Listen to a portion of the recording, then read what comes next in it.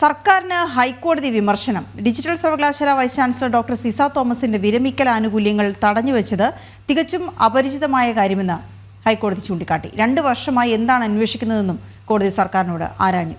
നേരത്തെയും ഈ വിഷയത്തിൽ സർക്കാരിനെ കോടതി വിമർശിച്ചിരുന്നു. രേഷ്മ ബാബു ചേരുന്നു വിവരങ്ങളുമായി. രേഷ്മ, ഈ ഹർജി എന്തായിരുന്നു? കോടതി എങ്ങനെയാണ് വിമർശിച്ചത്?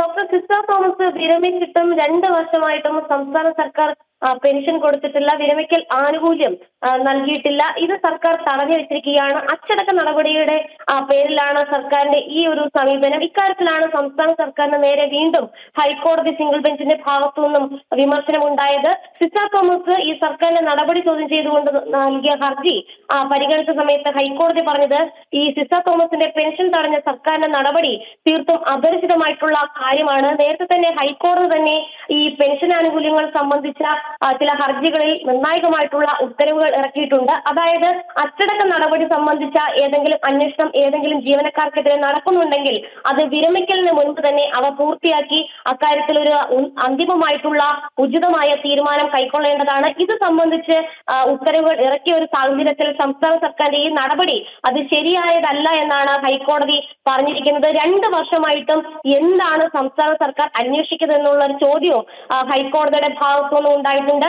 ട്രൈബ്യൂണൽ നേരത്തെ സിസ തോമസിനെ അനുകൂലിച്ചുകൊണ്ട്, അതായത് സംസ്ഥാന സർക്കാർ പെൻഷൻ ആനുകൂല്യങ്ങൾ നൽകണമെന്നുള്ള ഒരു ഉത്തരവ് പുറപ്പെടുവിച്ചിരുന്നു. അക്കാര്യത്തിൽ അതിൽ ഇടപെടേണ്ടതില്ല എന്നുള്ള വാക്കാൽ പരാമർശവും സിംഗിൾ ബെഞ്ചിന്റെ ഭാഗത്തുനിന്നും ഉണ്ടായി. വിശദമായിട്ട് വാദം കേൾക്കുന്നതിന് വേണ്ടിയിട്ട് ഈ ഹർജി ഹൈക്കോടതി അടുത്ത ബുധനാഴ്ചത്തേക്ക് മാറ്റിയിരിക്കുകയാണ്. നേരത്തെ ഈ ഹർജി പരിഗണിച്ച സമയത്ത് കൃത്യമായിട്ടുള്ള കാരണം സംസ്ഥാന സർക്കാർ ബോധിപ്പിച്ചേ മതിയാകൂ എന്നുള്ള നിലപാട് ഹൈക്കോടതി സ്വീകരിച്ചിരുന്നു.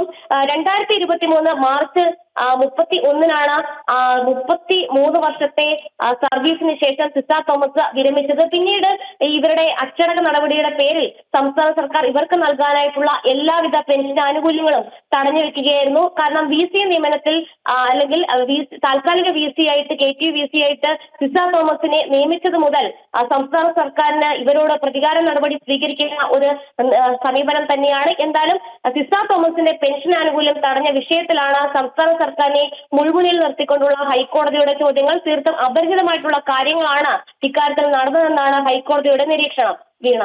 ഓക്കെ, ശരി രേഷ്മ.